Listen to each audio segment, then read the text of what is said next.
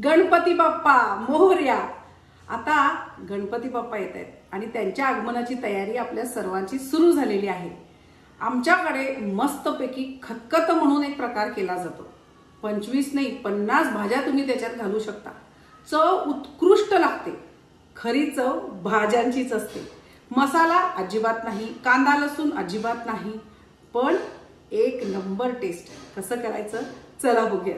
आता इथं बघा, हे मी 1 वाटी एवढी तूर डाळ भिजवून शिजवून घेतलेली आहे, एक 3 शिट्या काढून। आणि ह्याच्यातच आपल्याला सगळ्या भाज्या घालायच्या आहेत। कोणत्या भाज्या मी आता इथं घेतले ते दाखवते। बीट आहे, हा आहे आंबाडा, बटाटा, वांगी, तवसोळी, कच्ची केळी, गाजर, फ्लॉवर आहे, हे सुरण आहे, नंतर ही आहे अरबी, कोबी, नवलकोन, भोपळा, कणीस आणि हे आहे निरफणस। हे ॲक्च्युली हिरवं असतं, पण माझ्या घरात माहेरून आणलेलं आहे आमच्या झाडाचं आणि फ्रीज मध्ये ठेवल्यामुळे हे थोडं काळसर झालंय। हे हिरवं कसं दिसतं तेही तुम्हाला मी दाखवते। इथं बघा भेंडी आहे, नंतर बीन्स घेतले आणि दाखवते। इथं बघा, इथं जवळ घे, इथं इथं हा आहे नारळ, हा तर मेन हिरो पाहिजेच। पत्ताडे आहेत, नंतर हे किडनी बीन्स आहेत, म्हणजे अगदी चवळीच्या शेंगा म्हणतो ना त्या सोलून त्याच्या बिया मिळतात। मटर आहेत, नंतर इथं हरभरे आहेत, मटकी आहे, या शेंगदाणे ओले शेंगदाणे असतात ना ते सोलून घ्यायचे आहेत, सुक्या मिरच्या आणि ह्या आहेत शेवग्याच्या शेंगा। आता ह्याच्यामध्ये मी तुम्हाला आमच्याकडे आज अवेलेबल काय काय होतं ते सगळं दाखवलं, पण गणपतीच्या बरोबर 2 दिवस आधी ह्याच्यापेक्षा सुद्धा जास्त भाज्या मिळतात। मला आता कंट्रोल भेटली नाही, पण ती सुद्धा आम्ही ह्याच्यामध्ये घालतो।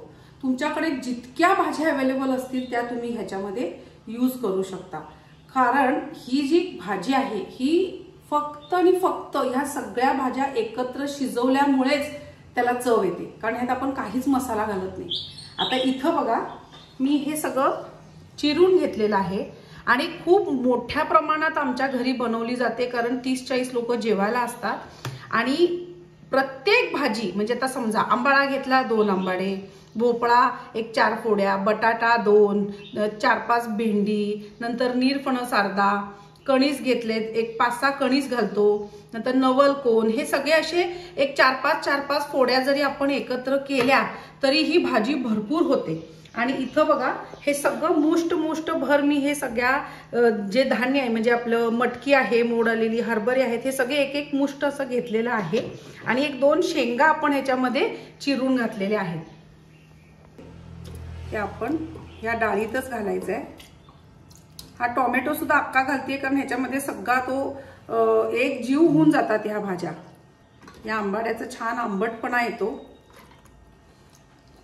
बीट मुळे किती सुंदर कलर आलेला आहे ऑलरेडी। हे सगळे धान्य आपण कुकर मध्ये घालून घेऊया। आता 1-2 वाटी पाणी घालायचं, जास्त पाणी घालू नका, नाहीतर सगळं पचपची होऊन जाईल। आणि फक्त 1 शिटी काढायची। आता हे सगळं जे उडलेलं आहे ते तूर डाळ शिजवल्यामुळे उडलेलं आहे, त्यामुळे प्लीज कमेंट करू नका की कुकरचं झाकण किती घाण आहे म्हणून। डाळ ह्यातच शिजवलेली होती म्हणून हे असं दिसतंय। मोठा नारळ असतो ना एवढा, हे अर्ध वळ आपल्याला खिसून घ्यायचं आहे, ते घालायचं आहे। एक छोटा लिंबू एवढं चिंच, गूळ आपल्याला घालायचं। या भाजीत गुळाची चव खरंच खूप छान येते। गूळ तुमच्या आवडीप्रमाणे कमी जास्त करू शकता, मी 1 छोटा तुकडा घालते, 1 लिंबू एवढा। नंतर ह्याच्यामध्ये आपल्याला घालायचं आहे 1 पाव चमचा हळद आणि 1.5 चमचा मिरची पावडर, आणि हे आपण छान गंध असं वाटून घेऊया।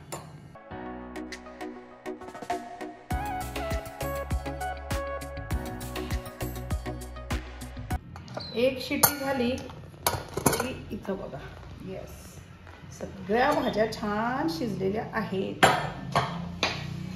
टेन्शन नाही।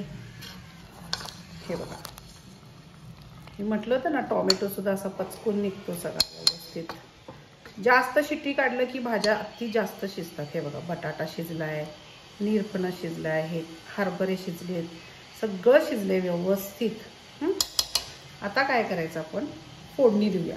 ह्याच्यामध्ये आळूच्या गाठी किंवा आळूचे देठ, आळूची पानं सुद्धा घातली जातात. तुमच्याकडे काही लिफी व्हेजिटेबल्स असतील, मेथी, पालक, तांबडी भाजी, ते सुद्धा तुम्ही ह्याच्यामध्ये ऍड करू शकता. 25 ते 50 भाज्या ह्याच्यामध्ये अगदी सहज मावतात, कारण सगळ्यांची चव असते. आता ह्याच्यामध्ये काय करायचं आपल्याला, हे जे आपण वाटण तयार करून आणलंय ते आपण ह्याच्यात घालतोय. थोडंसं पाणी घालूया मिक्सरमध्ये. मसाला सगळा आपल्याला घ्यायचा हा.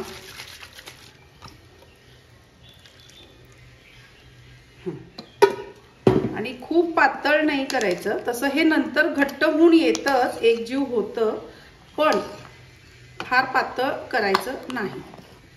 धबधबीत अशी ही भाजी झाली पाहिजे. ह्याच्यात आता आपल्याला चवीपुरता मीठ घालायचं आहे.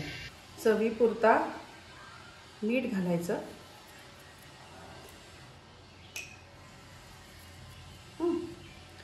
सगळं छान मिक्स करूया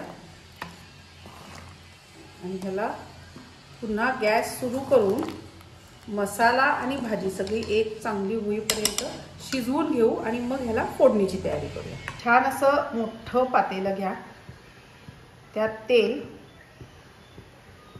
भरपूर भाजी आहे त्यामुळे जरासं तेल चढतं लागेल. फोडणी पुरतंच आपण तेल वापरतोय. छान तेल गरम होऊ दे. तेल तापलं की कढीपत्ता,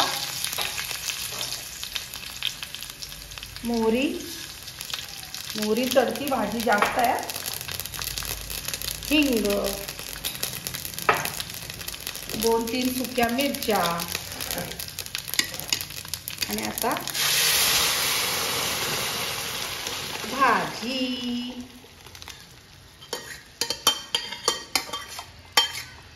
येस. आता हे सगळं छान मिक्स करूया आणि आपली भाजी खतखत रेडी.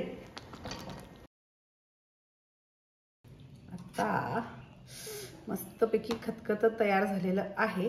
ह्याच्यावर मी दणक्यात ताव मारणार आहे. मला काय काय आवडतं, निरफणस, कणीस, बीट आवडतो, सगळंच आवडतं मला. आता हे बघा, हे किती छान मऊ शिजलेलं आहे.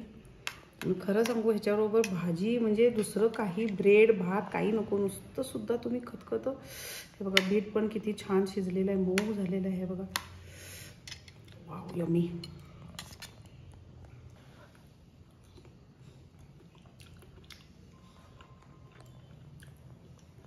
मस्त झालं, एकदम यम्मी. याला ना भाजीची इतकी छान चव येते ना की दुसरं काहीच नको, म्हणून यात मसाला घालत नाही. ही रेसिपी ह्या गणपतीला मस्ट ट्राय रेसिपी आहे. मी सांगते म्हणून करून बघा.